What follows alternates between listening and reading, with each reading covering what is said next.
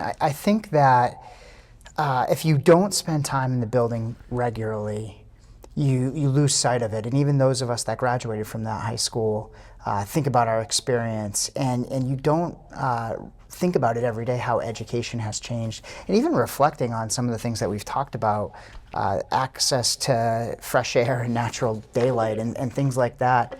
You know, in the 80s and 90s, those things probably weren't as much in focus back then, and so you didn't really notice. So I think like really helping people to understand that the need is real.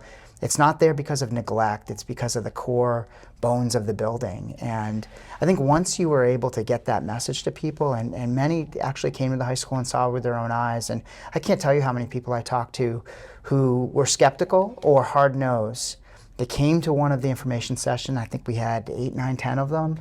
They came to one of those, they took a tour, and they walked out, they were like, wow, I just didn't realize. And I think once you were able to kind of show people that, then they came around.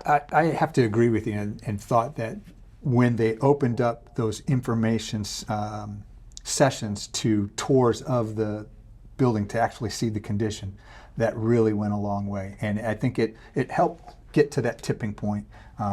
Because as we were tracking, inside of Town Hall, most of us were 50-50 on anything, because we did hear a lot from the opposition. I want to take a quick second and make sure we talk about the opposition, because this was not an easy win by any chance. If you look at the record across the Commonwealth of, in this past year or 2 years, of debt exclusions or overrides, for whatever reason they were, there's not a good track record of getting communities out and to support those. So there was some strong opposition. We saw this show up in town council with some of the seniors, right?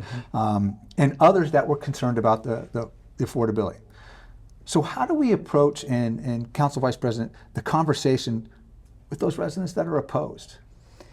Yeah, well, I think there's two sides to that question. How did we approach it before the vote? And I think before the vote, it was very much of an education effort, trying to help them understand why it was important, and ultimately what the ROI was to them personally, because I think every member of this community will see a positive impact in that, whether it's just sort of quality of life in town, some of the additional community-facing aspects of the building, facilities, et cetera, that the community will be able to use, and then property values. There's no doubt there'll be a positive impact on property values.